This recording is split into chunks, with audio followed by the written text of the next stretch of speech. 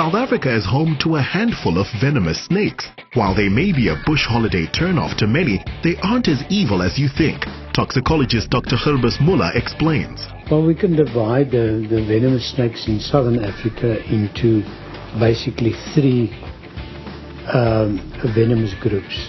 The one group is really the neurotoxic snakes, and these snakes can cause serious neurotoxic effects.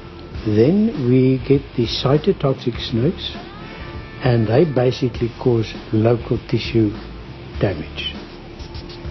And then the third group is the snakes causing bleeding problems.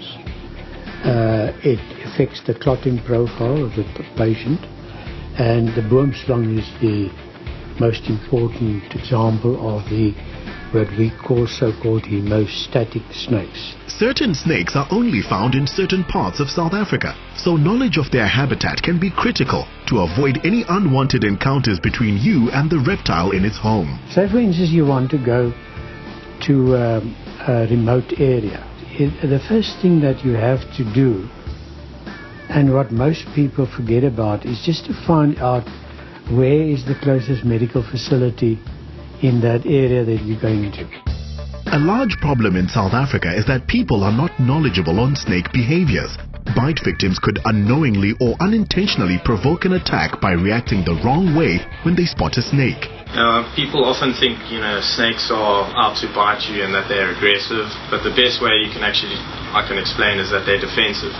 They are scared of people. If you look how high their eyes are off the ground and how high we are absolute giants to them. So they see us as a threat. That's something that wants to eat them. So if they can protect themselves, then they will do. But snakes have got many ways of warning us by sound. Snakes have no ears, so any sound a snake makes is to let you know that they're there and they want to be left alone. And then there's things like cobras spreading the hood, make themselves look larger, all intimidating. And then also there's a lot of snakes that hiss and they mock strike, and they strike before they even know they can bite you. That's all just to scare you away. Many reptile parks or local snake handlers visit schools and educate children on the basics of snakes so they can enjoy the outdoors while knowing how to react properly. Guys are going sort of hiking this time of the year, especially with snakes being so active.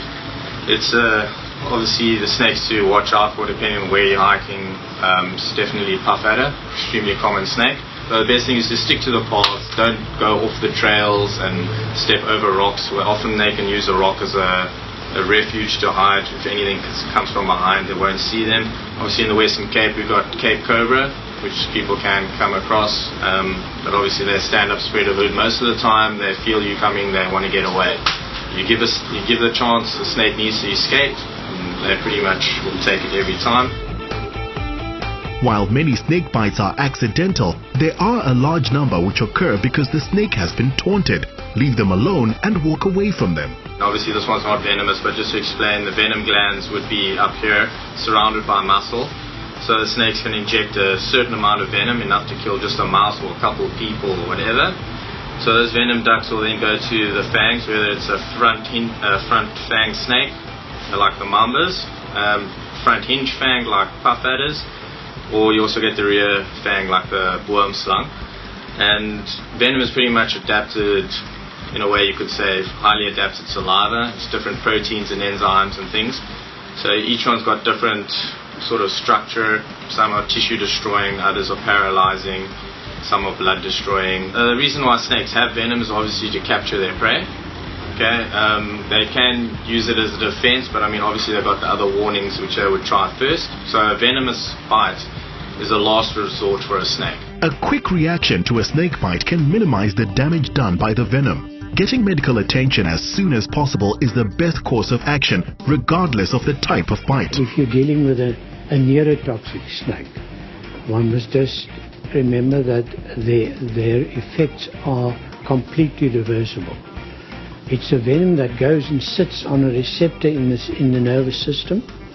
It blocks that receptor, and the nervous impulse cannot cross into the muscle. Now, if you're dealing with, say, puff adder bite or spitting cobra bites, that can cause local tissue damage. There you give the antivenom to stop progression of that cytotoxic effect. You get bitten by a snake. Is the first thing that you do is to get the patient to a medical facility as soon as possible. If you're a victim of a snake bite, it can make a huge difference to be able to identify the snake so that the correct antivenom is administered. But to avoid bites altogether, respect the snake's environment, don't provoke it, and be safe.